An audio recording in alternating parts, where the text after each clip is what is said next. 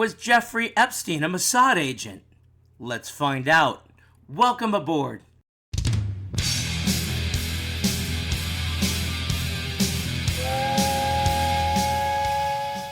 Welcome aboard. Or is it welcome aboard? All aboard. Welcome aboard. Welcome aboard. Okay, I said it right. I like welcome aboard. All aboard sounds a little too choo-choo. Yeah, do. Yeah. All right. Yeah, I like welcome aboard. So, Jeremy, you had a topic that was suggested to us by a listener. Yes, by a subscriber. A listener had drawn a connection and wanted us to talk about it, and I hadn't really caught on, but apparently it happened. The day that all the Epstein paperwork was deemed, not really there, is the same day that Netanyahu had visited. Mm-hmm. And there were direct ties from Epstein and Israel and Mossad. And apparently undisputable direct ties. So the question became, was he working for Mossad? Was he working for the CIA? Was he working for all of them? Why did the paperwork disappear the exact day that Netanyahu showed up? All right. Full disclosure. As you know, our new listeners may not, I'm Jewish. Outright, I'm Jewish, so I have a bias. I think as a history teacher, I think it's very important to know where you're getting your sources from, the comments from, what those biases are. Because everybody has a bias. Absolutely. I am an outright Zionist. I think Israel has a right to exist and should exist, and I think that's Israeli land. Sure. Okay? So I'm just letting you know where I stand. Yeah. You could agree or disagree. You don't disagree. And I was going to say, as I like to say a lot of times, I don't have a dog in that hunt in that sense, but I do agree that's their land. Getting back to what I think. Now, I have to look at this. If you asked me, what am I? I'm an American. I don't believe in a blank American. I am not a Jewish American. I'm not an African American. I'm an American, period. That is all that matters to me, period. Yeah. Now, I do believe we only have two allies that really matter. I believe England is a true ally. Yeah. I believe that Israel is a true ally. I don't trust any of our other allies. They're allies as far as we can throw them. Now, that being said, has Israel ever been caught spying on the United States? And the answer is definitively and factually yes. Oh, yeah. But here's the thing. We've spied on them. Oh, yeah, no. I mean, the spycraft world is everybody spies on everybody. We spy on our friends just as much as we spy on our enemies. And they're spying on us. Everybody's spying on everybody. Oh, yeah. So this is where I go with Jeffrey Epstein. Is it possible that he is spying, or he did spy for Israel? It is possible. It is possible. However, there's no definitive proof per se. There's a lot of coincidences, like the one you mentioned. Mm-hmm. So I had looked up some of the pros and cons of the argument. So first off, there is this Jane Doe. We don't even know who she is, who testified under oath saying, he told her that he was a Mossad agent. Okay, all right. Yeah, it was under oath, but there's a lot of people who lie under oath. Well, and did she believe what he was selling? That's the thing. She could have fully believed it. It doesn't mean he was telling the truth. Yeah, and it also doesn't mean that she's telling the truth. So we don't know. You need corroborating evidence. Mm-hmm. There's also a guy named Ari Ben Menashe, who is a former Israeli intelligence guy. He claims that, he was working for Israel. So you've got these two people saying, that's about the extent of it. So I have to go on evidence, and the evidence as of right now is not there. Now, let's say, hypothetically, he was working for Mossad. He was passing information on to them. But let's just go with that. Do you think Israel was the only country on Lolita Island spying on these world leaders? Absolutely not. I think we were. Oh, yeah. No, I really do believe it was, selling to the highest bidder type of thing. Oh, I think it was more than that. I think he was a CIA asset. It's possible. It's absolutely possible. Yeah. Oh, mine is just pure conjecture. There's no proof. There's nothing to say that it's true, but just pure conjecture. I think he was working for the CIA. Is it possible he was working for Mossad? Absolutely. But if he was working for Mossad, he was also working for the CIA. And you know what else I think was going on? Oh, I think it was freelance.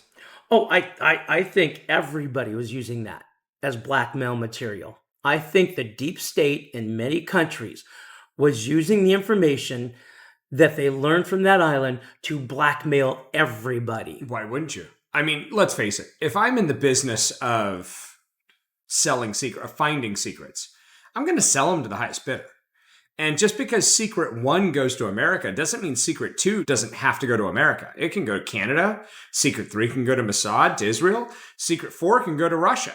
I mean, if I'm in the business of selling secrets, let's face it, you don't have a loyalty to a certain demographic in your market.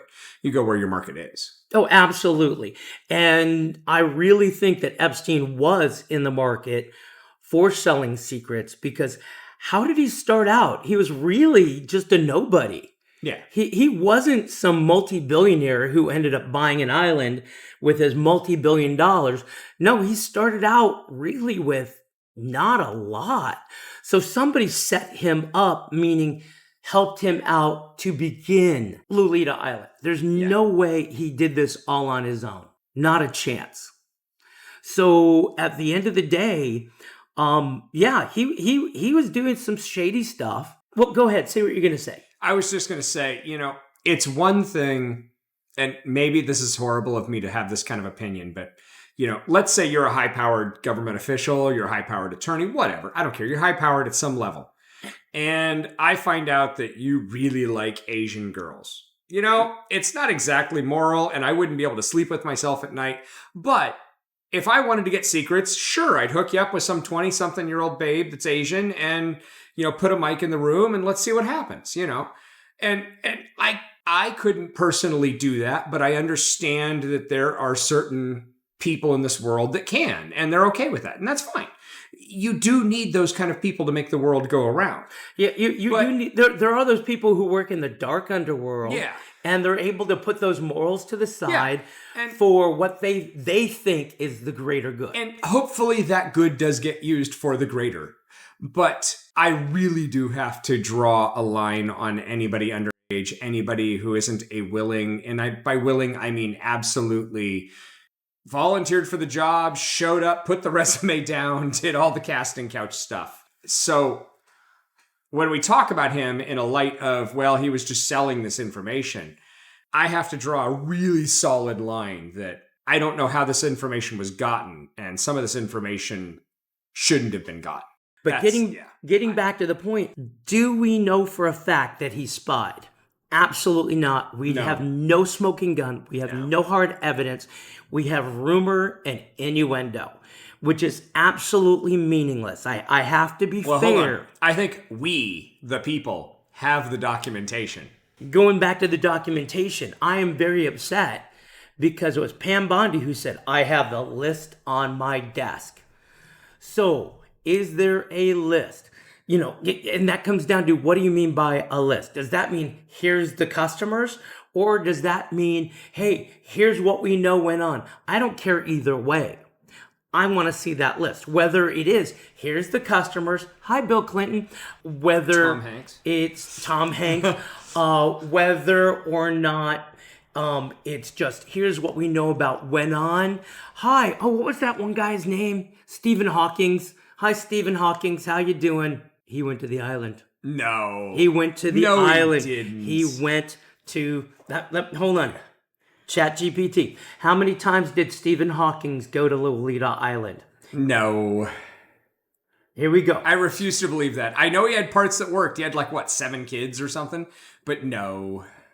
In March 2006, Stephen Hawking traveled to the Caribbean to attend a scientific conference on the neighboring island of St. Thomas.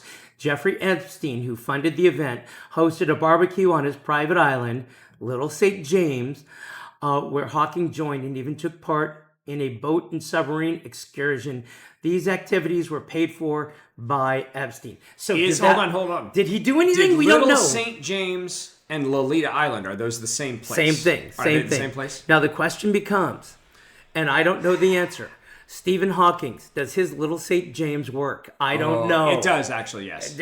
How do you know? It does. I watched the documentary about him. I know a documentary is not scientific proof, but there was the discussion about that in the documentary that it does work, because that's a nervous and blood system, or that's a blood flow system, not a nervous system or something. So I don't want to get too far into this because that's way off topic. Well, I really want to throw one thing out your way.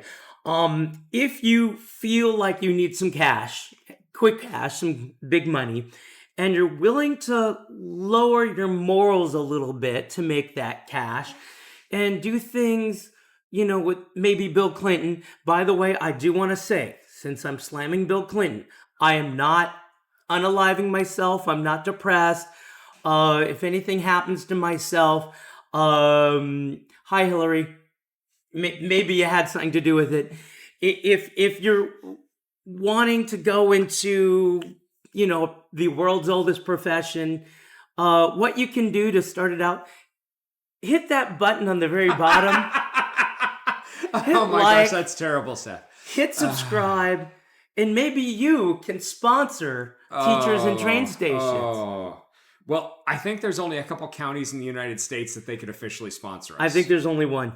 Is it? Yeah, I think the only one is in Pahrump, Nevada. Yeah, in Nevada. I thought there was one or two more across the United States, but I could be wrong. No, I don't. I really think so. don't know. I honestly don't know. That's for another topic. Hey, if you know, do a comment down below. Let us know, so Jeremy can be informed where he could go if he wanted to go, but he's not going to go. Know. I have no idea. I have been told, because apparently in Pahrump you have to serve food at these establishments. I have no clue. I've just been told this. I don't know. I really don't. But I'm told it has to have like an establishment, like I don't know if it's a bar, but you have to like the old saloon type thing. It's part of their law. And I was told by somebody once that they have really good quesadillas at one of these places, and I was just like, is that really what you had to rave about? You know what I mean? You know what we should do for a Teachers and Train Stations episode? We should get in a car. Mm-mm. We should go out there, get a quesadilla, and talk about how good the quesadilla was. The optics of that would be terrible. No. It probably would. You're absolutely right, and it's funny because I did go to, I think it's the old Bunny Ranch or Mustang Ranch or whatever, which is out there off near Death Valley and Amagosa Road and all that, and it's now like a Area 51. I'm not accusing you anything. I had family with me. My family was with me. I'm not accusing you of anything, but what exact grid on the Thomas Guide is that place on? Please let me know. It's funny because we just stumbled across it when we were out traveling on a family vacation, and we just pulled in at this gas station. It's like in the middle of nowhere. You wanted ice cream, you need gas, go in there. And then we realized it was like the Bunny Ranch or whatever. This was like where this all happened, and I was just like, oh my gosh. And with that, we'll see you at the next stop.